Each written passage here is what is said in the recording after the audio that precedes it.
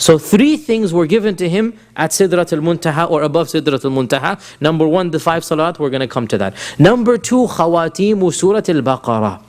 From this narration, some scholars have said that the last 2 verses of Surah Al-Baqarah occupy a special status that no other verse of the Quran has. What is it?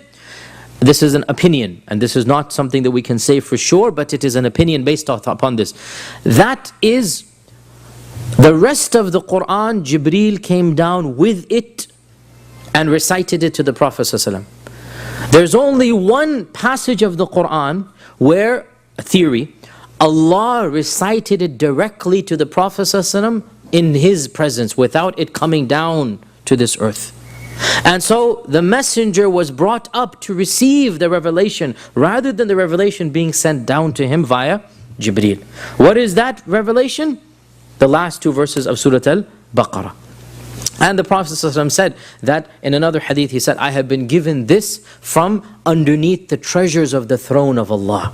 So that adds to what Ibn Mas'ud said, that the last 2 verses of Surah Al-Baqarah, I have been given them from underneath the throne of the treasure of Allah. And we know that whoever recites these 2 verses, Allah will protect him. In another hadith, he said, whoever recites these 2 verses on a nightly basis, يعني كفتاه, they're going to be enough for him. He doesn't need anything else. If you make a daily habit of reciting these 2 verses before you go to sleep, it will be sufficient for you. Scholars have interpreted, what does it mean sufficient? It means it is sufficient to be protected against shaitan. Some said it means it is sufficient that even if you don't pray tahajjud, Allah will write you amongst those who are not ghafil. Yani various interpretations, but the Prophet left it open. Whoever recites the last 2 verses of Surah Al-Baqarah every night before he goes to sleep, it will be enough for him. So we should make it a habit, especially after learning where the Surah Al-Baqarah, the last 2 verses came from. We should make it a habit, memorize it and recite it every single night.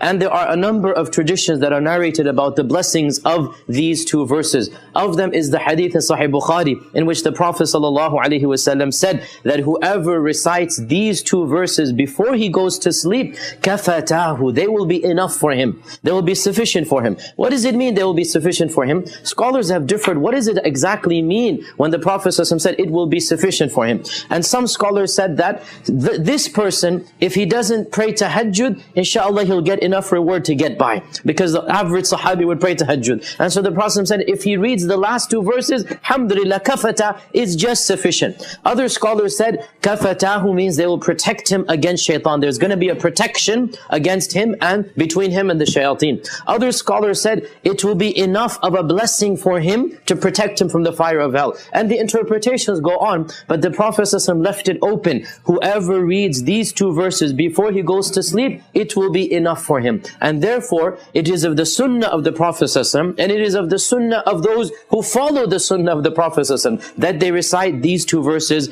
every single night before they go to sleep. Of the blessings narrated about this are these 2 verses, is also the hadith reported in Sunan At-Tirmidhi, Sunan An-Nisa'i, in which the Prophet ﷺ said that I have been given from underneath the kanz, the treasure that is present under the throne of Allah, I have been given these 2 verses. The hadith says that there is a treasure under the throne of Allah. Kanzum min taht al-arsh. Of course, Allah has a throne, and Allah has mentioned this throne in many verses in the Quran. Ar-Rahmanu ala al-arsh istawa. There is an arsh and there is a kursi. Under this is of course ilm al-ghayb. We'll never understand what is all of this, but under this there is a treasure. And we know that the arsh and the kursi are the highest creation. There's nothing higher than that. The arsh and the kursi are the highest of the creation. Jannah itself is underneath the arsh. Jannatul Firdaus, the roof of it is the arsh of Ar-Rahman. So under the arsh there is a treasure. There is a kanz. What is in that kanz? We have no idea. All that we know, one thing that we have from there, we have it on this earth. And this is what our Prophet ﷺ said. I have been given from underneath the treasure that is present under the throne of Ar-Rahman. I have been given the last 2 verses of Surah Al-Baqarah. In a hadith in Musnad Imam Ahmad, the Prophet ﷺ said that when I went up to the journey of Al-Isra wal-Mi'raj, Allah gave me 3 things. Allah gave me 3 things. Number 1, He commanded me to pray 5 times a day. Number 2, He gave me the last 2 verses of Surah Al-Baqarah. And number 3, He promised me that anybody of my ummah who didn't do any major sins, he would be forgiven and go to Jannah.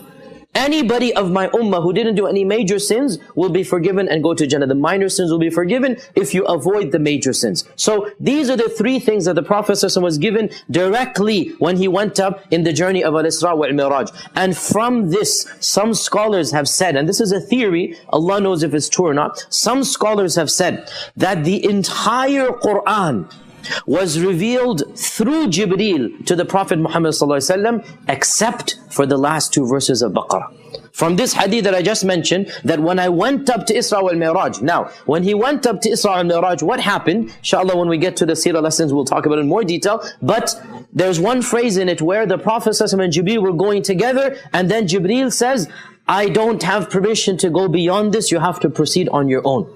And that is when Allah subhanahu wa ta'ala says that فَكَانَ قَابَ قَوْسَيْنِ أَوْ أَدْنَى, that the Prophet ﷺ was closer than even 2 bows length, or even closer than that. That the Prophet ﷺ went to a place where even Jibreel was not allowed to go. He went higher than any created being. And Allah subhanahu wa ta'ala spoke to him directly from behind the veil, as He spoke to Musa on this earth from behind the veil. But our Prophet ﷺ went up, and Allah subhanahu wa ta'ala spoke to him there. Whereas for Musa, Allah spoke to him on Turi Sayna. Point being, no one was an intermediary between Allah and the Prophet ﷺ when the prayer was legislated.